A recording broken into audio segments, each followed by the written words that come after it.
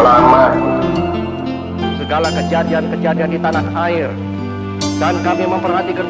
Assalamualaikum warahmatullahi wabarakatuh. Bertemu lagi bersama sahabat perspektif 13. Bagaimana kabar teman-teman? Semoga tetap baik, tetap sehat, tetap ganteng, cekrek, tetap keren. kok jancuk. Kali ini kita akan menjawab challenge teman-teman untuk mengkolaborasikan antara Bung Karno dan anime. Emang ada ya hubungannya antara Bung Karno dan anime? TikTok. Kenapa sih lu kok seneng banget menghubung-hubungkan sesuatu yang sebenarnya tidak berhubungan? Ruwet. Tapi tidak apa-apa, hidup terkadang memang tidak berhubungan, terkadang sangat keras, absurd, dan terkadang juga tidak adil. Sialnya, walaupun hidup seperti itu, kita harus terbiasa untuk menerimanya. Kita juga dituntut untuk berpikir kreatif, menyelesaikan semua permasalahan-permasalahan itu agar tetap terjaga keseimbangan kebahagiaan hidup kita. Baca. Sahabat-sahabat kurang ajarku yang membuatku berpikir sangat keras akan gue jawab. Challenge lo yang menghubungkan antara Bung Karno dan anime. Sosok presiden pertama bangsa Indonesia, Insinyur Haji Soekarno, yang mempunyai nama kecil Kusno Sosrodihardjo yang biasa kita panggil Bung Karno, itu adalah perpaduan komplit antara berbagai tokoh anime terkenal yang lu ketahui. Yang pertama, Bung Karno dalam serial tokoh Naruto Shippuden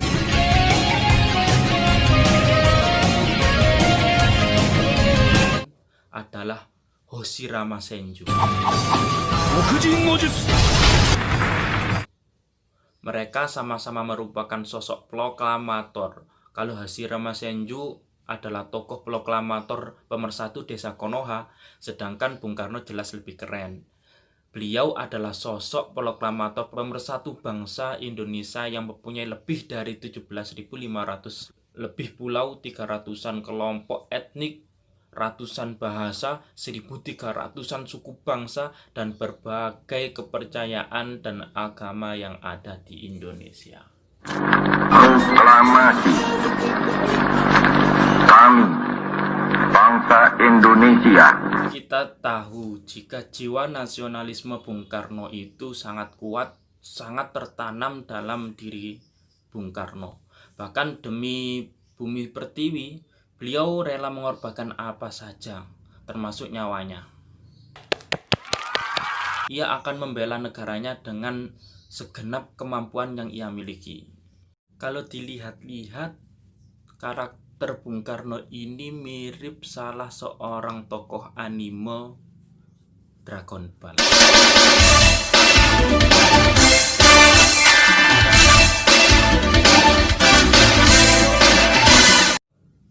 Ia adalah Son Goku. Mereka berdua memiliki karakter bela negara yang sama, yang sangat kuat.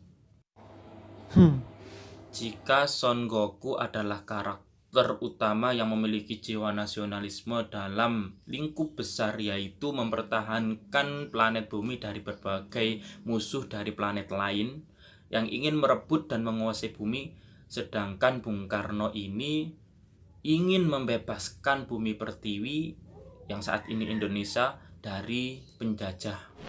Kami menyerahkan keselamatan negara, tanah air, dan bangsa ini kepada seluruh rakyat Indonesia. Kita mesti tahu bahwa kehidupan Bung Karno ini erat sekali kaitannya dengan perasingan. Misalnya pada tahun 1927 tanggal 4 Juli, Bung Karno mendirikan Partai Nasionalis Indonesia atau yang biasa disingkat dengan PNI, dengan tujuan mengordir seluruh para patriot nasional dan menyebarkan semangat nasionalisme. Tetapi pada tahun 1929, Belanda menangkap Bung Karno dan memasukkannya ke dalam penjara Sukamiskin.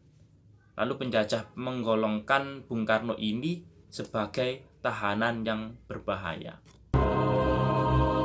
Selain itu, Bung Karno juga pernah diasingkan di lapas Bengkulu, lapas yang sangat menyengsarakan karena di dalamnya sangat panas dengan ukuran penjara atau ukuran ruangan 2,5 meter kali 1,5 meter selama 8 bulan.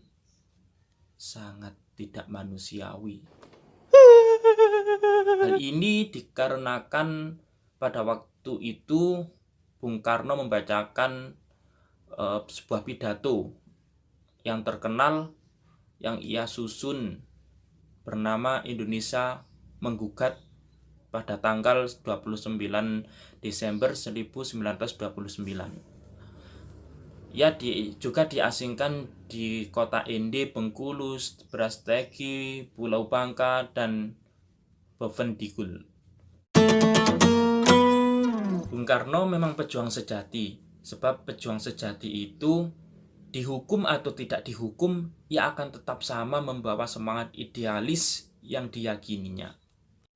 Lalu dari mana Bung Karno mendapatkan wawasan yang membentuk jiwa nasionalismenya itu? Mbah, Cuk. Menurut gue, jiwa nasionalisme Bung Karno didapatkan dari beberapa faktor. Pertama, jiwa dan wawasan bela negara, nasionalisme, dan patriotisme secara hereditas didapatkan dari kakek buyutnya, Ibu Soekarno. Ibu Ayu Nyoman Rai adalah keturunan dari pejuang kerajaan Singaraja dalam perang Puputan di pantai utara Bali. Sedangkan dari ayah Soekarno, Raden Sukamisho Srodiharjo adalah keturunan dari Pangeran Diponegoro. Secara logika nih ya, kalau kakek dan neneknya adalah orang-orang hebat kayak gitu kan, orang tuanya pasti cerita banyak tuh tentang sikap heroik para nenek moyangnya. Lalu Soekarno tertarik untuk meniru dan meneruskan perjuangan nenek moyangnya itu. Di samping itu dia kan juga gak mau jadi kupu-kupu pengecut, jadi kupu-kupu penakut. Masa nenek moyangnya pejuang hebat, cucunya kupu-kupu penakut? Malulah Bung Karno kayak gitu. Maka dari itu ia berusaha untuk menjadi sosok heroik nasionalisme yang sejati. Faktor yang kedua, Bung Karno juga terdidik dan terbentuk dengan berbagai bacaan-bacaannya. Soekarno remaja adalah seorang maniak buku. Berbagai buku dalam berbagai bahasa ia baca. Pada usia antara 15 tahun sampai 19 tahun, berbagai buku ideologi dan sejarah revolusi telah dikhatamkannya. Seperti buku Thomas Jefferson, George Washington, Benjamin Franklin, John Adams, Karl Marx, Friedrich Engels, Lenin, terus apa lagi ya? Rousseau, Voltaire, Gladstone, Webb, Mazzini, Cavour, Garibaldi, Otto, Revolusi Prancis, Bauer, Alfred Alter, dan banyak sekali. Pertanyaan gue, berapa buku yang telah lo baca, yang telah lo khatamkan di masa usia 15 tahun sampai 19 tahun lo? Malu ya? Karena kebiasaan membaca buku ini, Bung Karno memiliki wawasan yang sangat luas. Semangat patriot yang berpadu dengan keluasan wawasan membuat Bung Karno muda mampu menulis sekitar 500 lebih artikel di harian Utusan Hindia dengan nama samaran Bima. Tujuan penulisan ini untuk mengorbankan semangat pemberontakan pada masyarakat.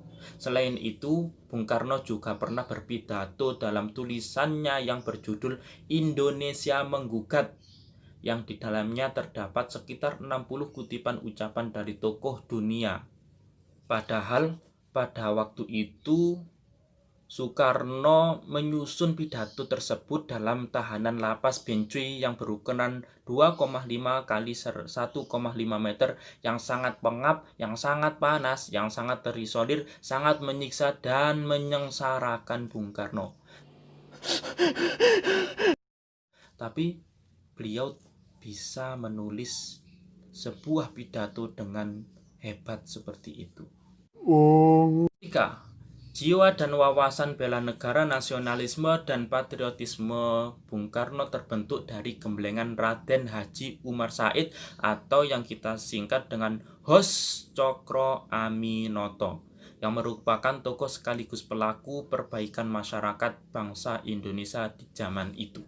Bung Karno juga merupakan sosok yang memiliki kemampuan berpolitik yang sangat luar biasa, jenius, taktis, cerdas, dan teliti. Bahkan insting menganalisisnya yang sangat hebat, setajam tokoh anime detektif Conan Edogawa.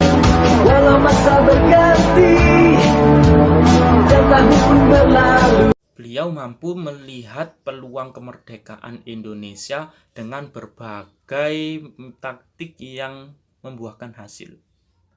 Beliau mampu menghindari beberapa kali usaha penculikan yang dilakukan oleh tentara Inggris. Beliau juga mampu menghindari beberapa kali usaha pembunuhan yang dilakukan NIJI atau NIJA.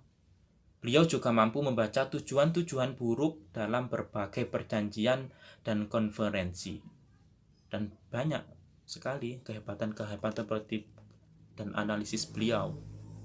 Walaupun sosok dan kemampuan Bung Karno yang sangat luar biasa dan diakui oleh seluruh dunia, beliau tetap sahabat yang setia bagi teman-temannya.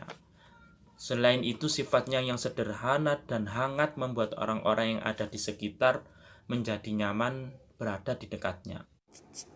Sifat ini mirip salah seorang tokoh anime One Piece. Siapa dia? Ya, benar sekali. Ia adalah Luffy. Menemukan yang telah terkubur, pergi mencari sesuatu yang dicari. Hanya saja bedanya jika Luffy sering losblong tentang adab, tetapi Bung Karno tetap menjaga budaya ketimuran, yaitu adab sopan santun dalam berbagai hal. Mungkin karena kekompletan sosoknya ini membuat Bung Karno mempunyai banyak fans hingga sekarang. Ya gak kalah lah sama Kakashi.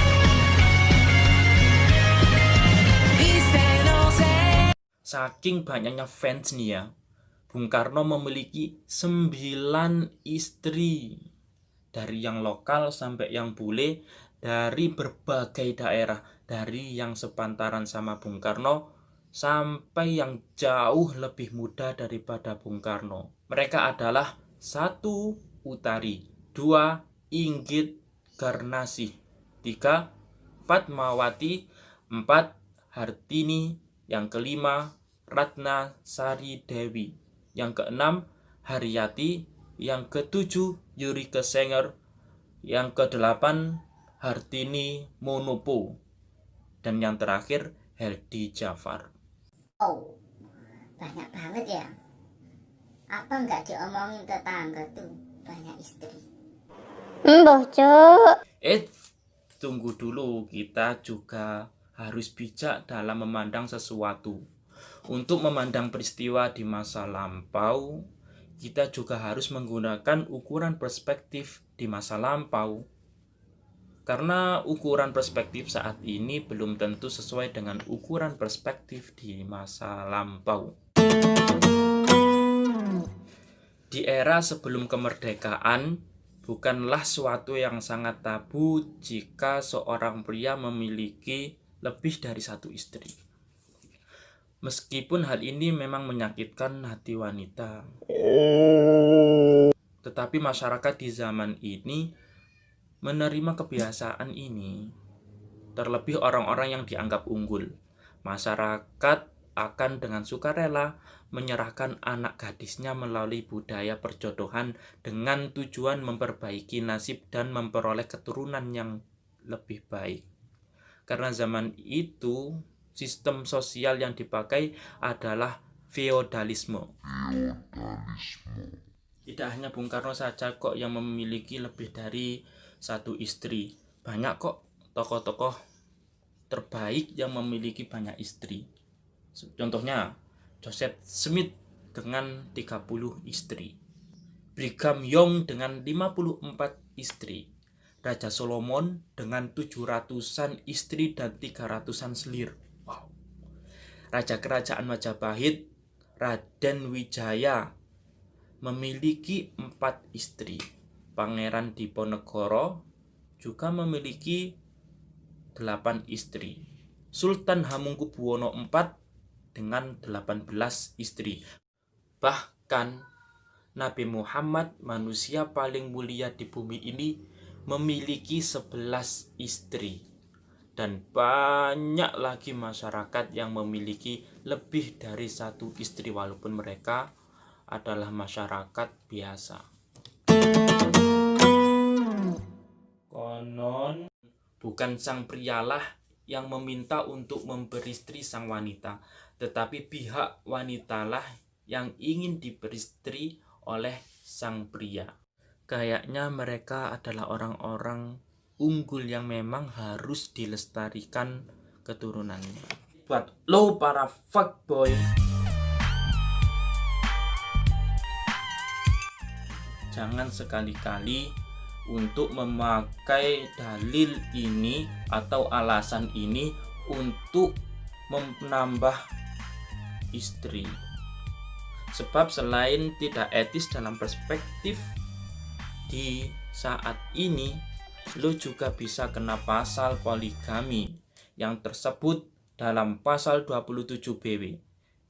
Dalam waktu yang sama, seorang laki-laki hanya diperbolehkan mempunyai satu istri, dan seorang perempuan hanya diperbolehkan mempunyai seorang laki-laki sebagai suaminya.